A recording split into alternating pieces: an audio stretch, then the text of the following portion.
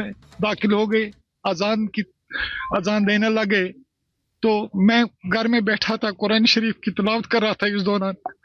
तो जब अजान शुरू हो गई तो मैंने कुरान शरीफ को बंद किया, तो कुरान इस अजान का जवाब देने लगा। इसी तरह से अजान चलते चलते अशहदु अन्ना मुहम्मद रसूलुल्लाह सल्लल्लाहु अलैहि वसल्लम पढ़ के दूसरा इसे कलमा अदा नहीं किया।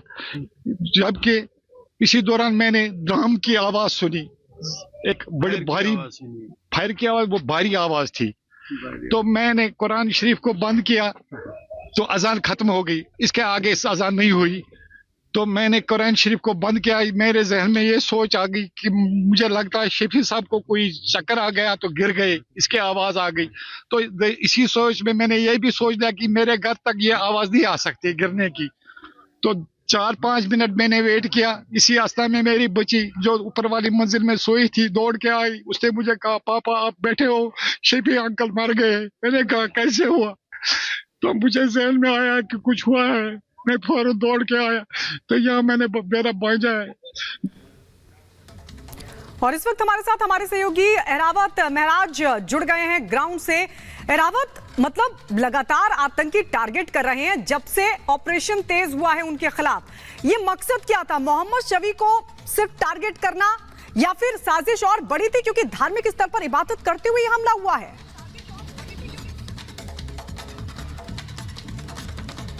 जी हाँ, इसे साफ तौर से दिख रहा है किस तरह से आतंकी संगठनों में जो है खलबली मची हुई है। आप धार्मिक जो लोग हैं उनको भी नहीं बख्शा जा रहा है। नॉर्थ कश्मीर की अगर बात करें, जो रिटायर्ड एसएसपी था मोहम्मद शफी, जिसको आइडेंटिफाई किया गया, वो एक मस्जिद में अजान दे रहा था। उस अजान को भी कंप्लीट नहीं करने दिया है। मस्जिद में घुसकर मिलिटेंटों ने इस रिटायर्ड एसएसपी को मार दिया। हालांकि ये रिटायर्ड एसएसपी जो है इंजर्ड हुए थे, काफ़ी बुरी तरीके से उनको घायल कर दिया गया था। हालांकि पास में जो जीएमसी बारामूला में है वहाँ उनको शिफ्ट कर दिया गया था, लेकिन वहाँ पर जैसे ही पहुंचते ही वो स्कम कर गए। उसके बाद सुरक्षा बलों की अगर हम बात करें, 53 BN CRPF या जम्मू एंड कश्मीर पुलिस की अगर हम बात करें, राष्ट्रीय राइफल्स 46 RR या बाकी जितने भी राष्ट्रीय राइफल्स हैं, उन्होंने पूरे एरिया को अपनी कोऑर्डिनेट सर्च ऑपरेशन में ले लिया। और जितने भी वहाँ के पास वाले इलाके हैं या विलेज से, वहाँ पर बड़े पैमाने पर अभी आतंकियों की तलाशी जो है शुरू कर दी गई। हालांकि पुलिस अधिकारी ने भी कंफर्म ये किया है कि किस तरह से आतंकी आए और वहाँ पे जो अजान दे रहा था। हालांकि इससे साफ तौर से ये भी दिख रहा है कि जिस तरह से ये रिटायर्ड एसएसपी को निशाना बनाया। ठीक है रावत, आप बने रहिए हमारे साथ, हम आपसे और भी महत्वपूर्ण जानकारी लेंगे। लेकिन जिस तरह से सुरक्षा बलों की ओर से लगातार तलाशी अभियान जारी है, पुंछ में और भी तेज कर दी गई है जांच, क्योंकि आतंकी जहां छुपे बैठे हैं वहां उस पूरे इलाके को घेर लिया गया है सुरक्षा बलों की ओर से।